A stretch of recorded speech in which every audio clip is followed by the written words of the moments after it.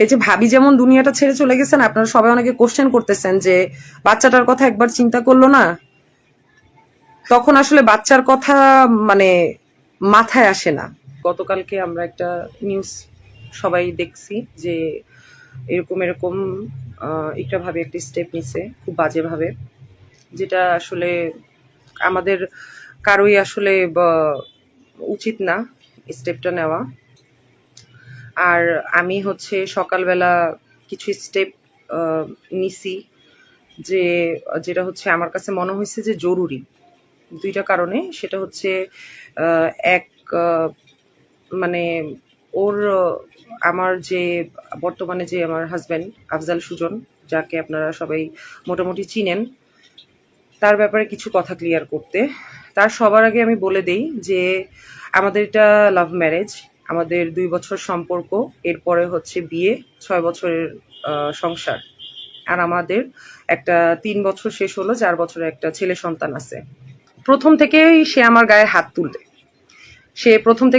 হাত তুলে, সে আমাদের বিয়ের 10 দিনের মাথায় সে একটা এয়ার হোস্টেস মেয়ের সাথে দেখা করতে যায়। ঠিক আছে, তো আমি ওই মেয়ের নাম জানি না, ওই মেয়ের সাথে দেখা করতে চায়। এগুলো সবকিছু পরে যখন আমি ওর ফোন ঘাটায় পাই, তখন ওর ফোনের পাসওয়ার্ড আমি জানতাম, তো তখন আমি ওর ফোন ঘাটায় এগুলো পাই।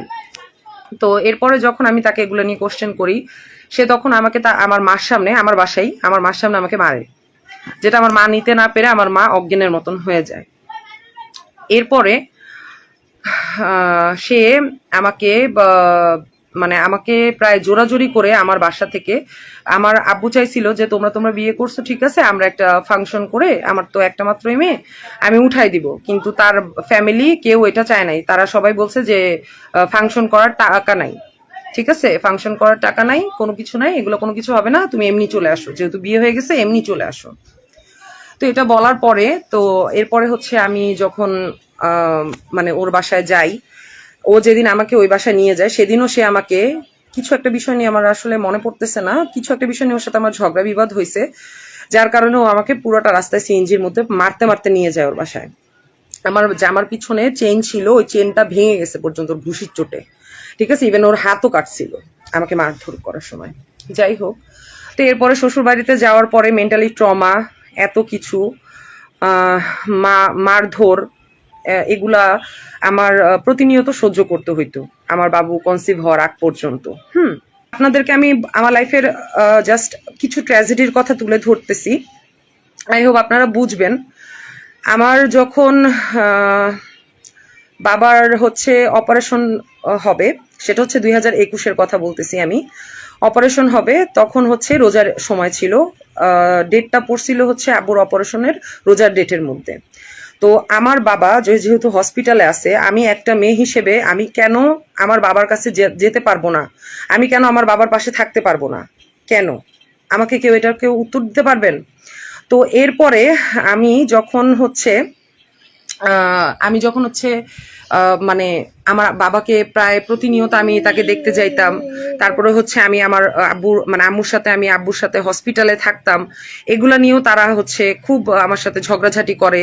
তারা ইভেন এমনও বলে যে তোমার বাপের ক্যান্সার হয়েছে, তুমিও তো ক্যান্সার নিয়ে আসবা হসপিটাল থেকে। যদিও ওই সময়টাতে আফজাল সুজন আমাকে মেন্টালি সাপোর্ট করছে, যেটা সত্যি কথা। এরপরে আমার বাবার অপারেশন হওয়ার পরে সে বাসায় ফিরে 6 মাসের মতন সুস্থ থাকে, তারপরে সে আবার অসুস্থ হয়ে যায়, তার আবার হচ্ছে ক্যান্সারের ইফেক্টটা হয়, অ্যান্ড দেন সে হচ্ছে একদম বিছানাগত হয়ে যায়। তো যখন বিছানাগত হয়ে যায়, ওই টাইমে হচ্ছে আমি 2022-এর কথা বলতেছি, লাস্টে 2022-এর নভেম্বরের 15 তারিখে আমি কনসিভ করি, আমি প্রেগনেন্ট হই। আচ্ছা, এখানে একটা কথা বলে রাখি, ইকরা ভাবি কিন্তু সবার আগে প্রেগনেন্সি নিউজটা জানতে পারছিল, আমি তাকে জানাইছিলাম, সে সবার আগে জানছিল, আর সে খুব খুশিও হয়েছিল। তখন হচ্ছে আমার শাশুড়ি বা আমার শ্বশুর, আমার হাজবেন্ড, তারা কেউই হ্যাপি ছিল না। তাদের একটা কথাই ছিল, তারা এত কম এই যে তারা দাদা দাদি হতে চায় নাই, আর আমার হাজবেন্ডের কথা ছিল সে এত কম এই যে বাবা হতে চায় নাই। আমার আব্বু মারা যায়, আমার বুকে থেকে তার দমটা চলে যায়। হ্যাঁ, আমি কখনো ভাবি নাই যে আমার লাইফের বিবরণ এভাবে আসলে মানে লাইভে এসে বলতে হবে। তো যাই হোক, এরপরে হচ্ছে আমি আমার বাবার 40 দিনের পরে আমি হচ্ছে আমার শ্বশুর বাড়িতে ব্যাক করি। তখন হচ্ছে সুজনের বিহেভ চেঞ্জ হয়ে যায়। সুজনের বিহেভ চেঞ্জ হয়ে যায় বলতে, সুজন ঠিক মতো বাসায় আসতো না। তখন বাসায় আসতো না, আমাকে হচ্ছে বলতো যে তার ঢাকার বাহিরে ইয়ে আছে, শুটিং আছে, 1 দিন 2 দিন 3 দিন 5 দিন এরকম বলতো। আমি কাপড় গুছাই দিতাম, আমি ওকে বলতাম যে সাবধানে যাও, ফোনে যোগাযোগ রাখো, এগুলো আমি বলতাম। আর এর মধ্যে আমি যখন প্রেগনেন্ট অবস্থায় থাকি তখন তার মা আমাকে দিয়ে ভারী ভারী কাজ করায়। তারপরে হচ্ছে আমাকে যতটা মেন্টালি টর্চার দেওয়ার থাকে সে করায়। যেখানে আমাকে সবাই সাজেস্ট করে যে তুমি প্রেগনেন্ট, তুমি হ্যাভি জিনিস উঠাইতে পারবা না। তখন অলরেডি আমার 5 মাস হয়ে গেছে, ঠিক আছে। তারা আমাকে মানে আরো বেশি ট্রমাতে ফেলে, খাবার দাবার থেকে শুরু করে কষ্ট করে। আমি আপনাদেরকে প্রকাশ্যে বলে দিচ্ছি, ঠিক আছে, যে আমাকে আমার শ্বশুর বাড়ি থেকে খাবার দাবার থেকে আমার শাশুড়ি আমাকে অনেক কষ্ট দিছে, যেটা আমি সুজনকে বলতাম। আর সুজন এর জন্য আমার জন্য খাবার বাইরে থেকে নিয়ে আসতো। তো নিয়ে আসতো দেখেও আমার শাশুড়ি এটার জন্য আমাকে অনেক কিছু শুনাইছে, যে তোমার জামাই তো অনেক টাকাওয়ালা হয়ে গেছে, এর জন্য তোমার জন্য খাবার নিয়ে আসে। যাই হোক, তো এরপরে হচ্ছে যখন আমার 8.5 মাস চলে, তখন হচ্ছে সুজন আমাকে বলে যে তুমি, তোমার তো ডেট চলে আসছে প্রায়, তুমি এক কাজ করো, তুমি তো যেহেতু তোমার মার বাসাতেই ডেলিভারি করাবা, তুমি ওখানে চলে যাও। মানে আমাকে পুরান ঢাকা থেকে মিরপুরে আসতে বলে। তো আমি আসি, আসার পরে হচ্ছে যেদিন আমি পুরান ঢাকা থেকে মিরপুরে আসি তার 2 দিন পরে আমি যেভাবেই হোক জানতে পাই যে সে, আমি মানে যখন হচ্ছে আমার আব্বু মারা যায় তার 2-3 দিন পর থেকে শুরু করে সে হচ্ছে আমার ওই যে আমি যখন এই বাসায় আসি তখন পর্যন্ত ওই স্টিল একটা মেয়ের সাথে লিভ ইন রিলেশনশিপে আছে। এরপরে যখন আমি লিভ ইন রিলেশনশিপের ব্যাপারটা জানতে পারলাম তখন হচ্ছে আমি ওকে মানে জিজ্ঞাসাবাদ করি আমি সব প্রমাণ সহ, যেগুলো আপনাদেরকে আমি অলরেডি ফেসবুকে পোস্ট করছি। আমার ডেলিভারি হয়, আমার ডেলিভারির সময় আমার হাজবেন্ড আসে, আমার শ্বশুর বাড়ি থেকে সবাই আসে। আসার পরে তারা হচ্ছে আমার ডেলিভারি হওয়ার মানে আমি হচ্ছে চাইছিলাম যে আমার প্রথমে নর্মালে বাচ্চা হোক, বাট পরে হচ্ছে কিছু প্রবলেমের জন্য আমার সিজার করা লাগছে। তো যখন হচ্ছে বেবিকে নিয়ে আমি হচ্ছে তাদের বাসায় যাই তখন হচ্ছে আমার বাচ্চা রাত্রেবেলা ঘুমাইতাম না। তো রাত্রেবেলা ঘুমাইতো না, আমি হচ্ছে রাত্রে জাগতে হইতো ওকে নিয়ে। সকালে একটু ঘুমাইতো, তখন আমি যদি ওর সাথে শুয়ে থাকতাম আমার শাশুড়ি দুনিয়ার মানে কথা শোনাইতো। এর মধ্যে আবার সুজন বাসায় থাকতো না, সুজন তখন অলরেডি রামপুরায় একটা ব্যাচেলারদের সাথে মিডিয়া রিলেটেড সবার সাথে কিছু রাইটার, তারপর হচ্ছে ডিরেক্টর, এগুলো ভাইয়াদের সাথে সে রামপুরায় থাকা শুরু করলো আমাকে আর আমার বাচ্চাকে ছেড়ে।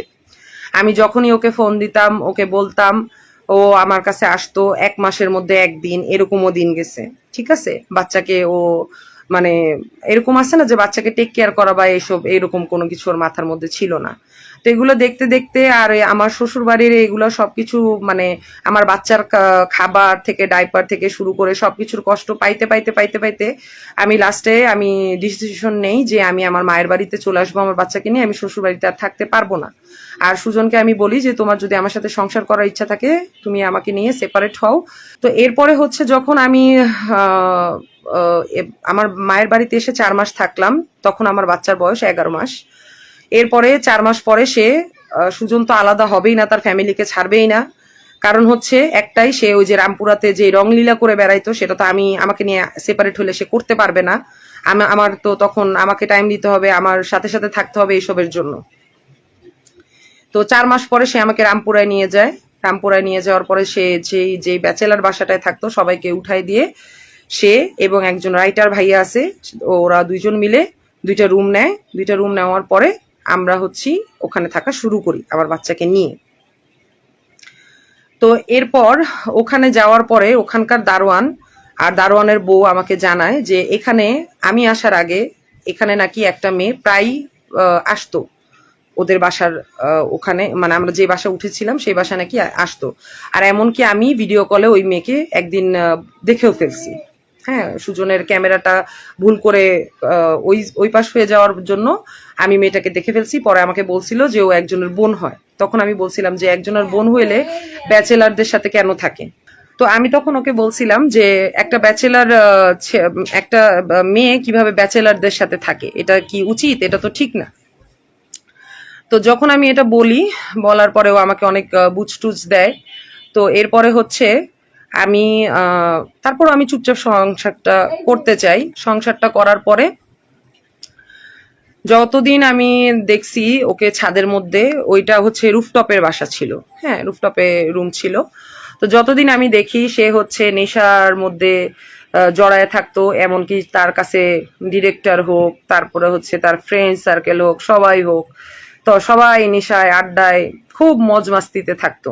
ছাদটা অনেক বড় ছিল, তো তো তারা হচ্ছে এক সাইডে একটা জোন বানায় রাখছিল যে সন্ধ্যার পরে প্রতিনিয়ত তারা এরকম করতো।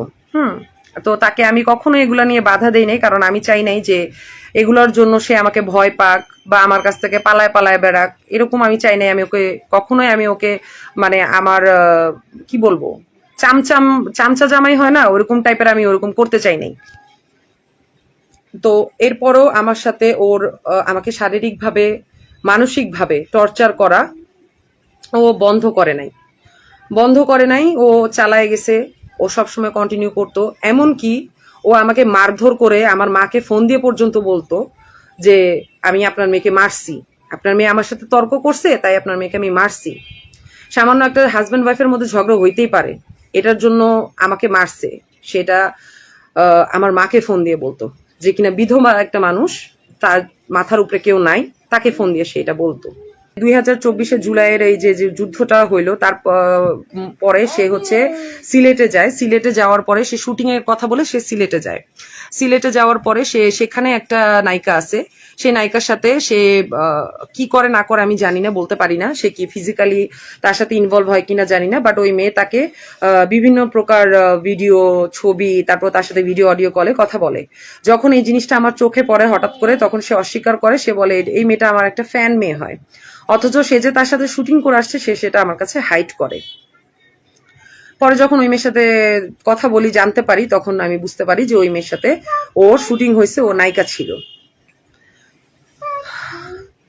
ওর পর থেকে আমি অনেক বেশি অসুস্থ হয়ে যাই, কারণ আমি চিন্তা করতাম এই বুঝি শেষ, এই বুঝি শেষ, এই বুঝি ঠিক হবে, এই বুঝি ভালো হবে, এই বুঝি মানে শুধরাবে, অন্তত বাচ্চাটার জন্য হইলেও শুধরাবে, ঠিক আছে, বাট হয় নাই। এই যে ভাবি যেমন দুনিয়াটা ছেড়ে চলে গেছেন, আপনারা সবাই অনেকে কোশ্চেন করতেছেন যে বাচ্চাটার কথা একবার চিন্তা করলো না, তখন আসলে বাচ্চার কথা মানে মাথায় আসে না। একটা মেন্টালি যখন ট্রমায় থাকে একটা মানুষ, তখন বাচ্চা, তখন সে নিজেকেও আর কি ঠিক রাখতে পারে না। তো যার কারণে হচ্ছে আমি দুইবার সুসাইড অ্যাটেম্প করি, দুইবারই আমি ঠিক হয়ে যাবে, আমি দুইবারই আমি গলায় ফাঁসি দিতে যাই। এরপরে হচ্ছে আমি ওই বাসা থেকে আসার 5 দিন পরে সে আসে। আসার পরে সে হচ্ছে আমাকে বাসায় নিয়ে যাওয়ার কোনো কথা বলে না, সে শুধু ছেলেকে দেখতে আসে। আমার তখন মাথা প্রচন্ড গরম থাকে, যার কারণে তাকে আমি অপমানিত করে আমার ঘর থেকে বের করে দেই, যে আমার বাচ্চাকে তার দরকার নাই, আমি এনাফ আমার বাচ্চার জন্য।